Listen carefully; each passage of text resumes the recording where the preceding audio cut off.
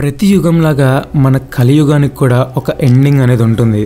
అది జరిగి కొత్త యుగం రావాలంటే విష్ణువు మరో అవతారం ఎత్తాలనే విషయం అందరికీ తెలిసిందే. విష్ణు పురాణంలో ఏం రాస్తుందంటే బ్రహ్మదేవుడు మన భూప్రపంచంలో జరిగే అధర్మాల గురించి విష్ణువుకి చెప్తారంట. అప్పుడు విష్ణువు, మీరేమి దిగులు పడకండి బ్రహ్మదేవ, నేను శంబల నగరంలోని బ్రాహ్మణుడైన విష్ణుయాస సుమతి దంపతులకు జన్మించి ఆ కలిని అంతం చేస్తాను అని చెప్తాడంట. ఇంతకీ ఈ శంబల నగరం ఏంటి, ఎక్కడుంది, అసలు ఎవరు నిర్మించారు, విష్ణు పురాణాలకు ఈ నగరానికి సంబంధం ఏంటి, అండ్ హిట్లర్ ఈ నగరంపై ఎందుకు మనసు పడ్డాడు, ఈ క్వశ్చన్స్ అన్నిటికీ ఆన్సర్స్ కావాలంటే ఏం లేదు, వీడియోని పూర్తిగా చూడండి అంతే. అసలు ఈ శంబల అంటే ఏంటి? ఈ భూమి మీద మొదటి నగరం, ఈ వరల్డ్లో చివరి నగరం. శంబలాని భూలోక త్రివష్టకం అని కూడా అంటారు. త్రివష్టకం అంటే స్వర్గం. మీకు ఈ పాటికి అర్థమైపోతుంది శంబల అంటే పుణ్య ఋషులు ఉండే నగరం అని. ఆ త్రివష్టకం అనే పేరే ఎన్నో మార్పులు చెంది ఇప్పుడు టిబెట్గా మారిందంటారు. అగస్త్యుడు, వశిష్ఠుడు, మార్కండేయ, విశ్వామిత్రుడు, అశ్వత్థామ ఇలా ఎంతోమంది యోగులు ఋషులు ఇక్కడే తపస్సు చేశారని చెప్తూ ఉంటారు. దీన్ని బట్టే అర్థం చేసుకోవచ్చు అక్కడ ఉండే వాళ్ళంతా కారణ జన్ములని, అక్కడ ఉండాలంటే ఒక అర్హత ఉండాలని. మీ అందరికీ రామాయణం అయితే తెలిసే ఉంటుంది కదా. బాలకాండలో విశ్వామిత్రుడు రాముణ్ణి ఇంకా లక్ష్మణుణ్ణి అడవికి తీసుకెళ్లి సిద్ధాశ్రమానికి కాపలాగా ఉంచుతాడు కదా. అక్కడే విశ్వామిత్రుడు తపస్సు చేసి జ్ఞానాన్ని పొందుతాడు. అయితే ఆ సిద్ధాశ్రమం ఉండేది శంబల నగరంలోనే. పురాణాల్లో ఉంది కదా అని తక్కువ అంచనా వేయకండి.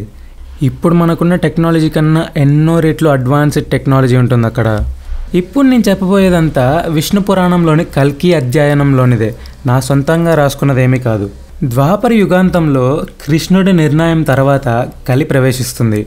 అయితే ఆ కాలంలో అధర్ముడు, అహింస అనే దంపతులకు అంబుడు అనే కుమారుడు, మాయా అనే కుమార్తె జన్మిస్తారు.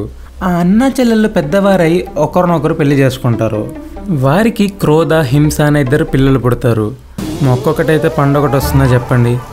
ఆ క్రోధ, హింస కూడా తల్లిదండ్రుల్లాగానే పెద్ద అయిన తర్వాత ఒకరినొకరు పెళ్లి చేసుకుంటారు. ఆ దంపతులకు పుట్టినవాడే ఈ కలి. అతడే కలియుగానికి అధిపతి అవుతాడు. ఇప్పుడు మనం జీవించేది ఆ కలియుగంలోనే. అసలు కలి ఎలా ఉంటాడు? నూనె కారుతున్నట్టుగా ఉండే నల్లని శరీరం, ఎర్రని కళ్ళతో ఉండే ఈ కలి శరీరం నుంచి నిత్యం దుర్వాసన వస్తూనే ఉంటుంది. జూదం, మద్యపానం, స్త్రీలతో వంటి లక్షణాలతో కలి లోకాన్ని పాలిస్తుంటాడు. కలి పాలన వల్ల లోకమంతా పాపులతో నిండిపోతుంది. దైవాన్ని చిన్న చూపు చూస్తారు. నాస్తికులు అంటే అతి పెరిగి దైవారాధన లేకుండా పోతుంది. నీచమైన పనులు చేసే ప్రతి ఒక్కరిలో కలి ప్రవేశించి ఉంటాడు. ఈ ప్రతికూల శక్తులను తట్టుకోలేక దేవతలందరూ శ్రీ మహావిష్ణు దగ్గరికి వెళ్ళి లోకాన్ని రక్షించాలని వేడుకుంటారు. విష్ణువు దేవతలకు ధైర్యం చెబుతూ భారత వంశంలోని శంబల అనే నగరంలో జన్మిస్తానని చెబుతాడు.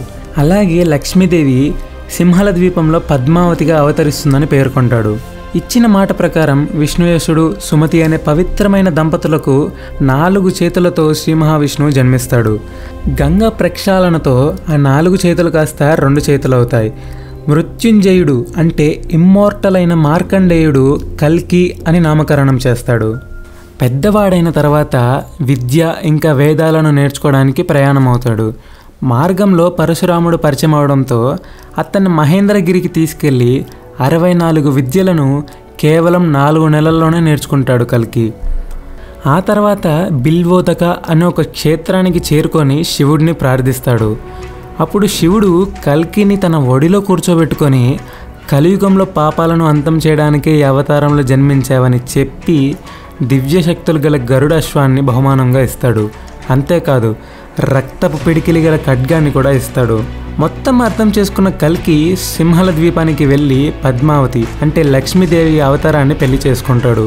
ఇదంతా జరిగి కల్కి తిరిగి శంబల వెళ్ళే సమయానికి శంబల నగరం రూపురేఖలే మారిపోతాయి.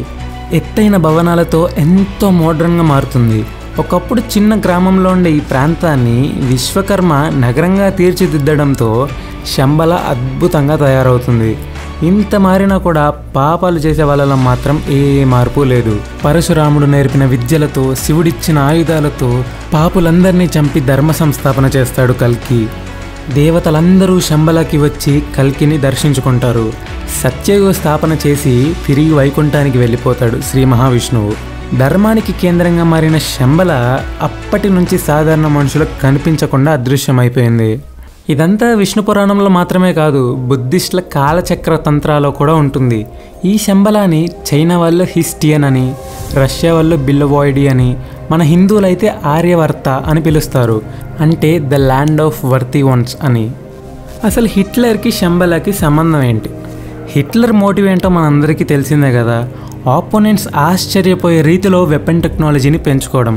అలాంటి టెక్నాలజీ కోసం వెతుకుతున్న సమయం 1974లో నికోలస్ రారిచ్ అనే ఒక రష్యన్ సైంటిస్ట్ శంబలపై రీసెర్చ్ చేసి అక్కడుండే టెక్నాలజీస్ గురించి తెలుసుకున్నాడు.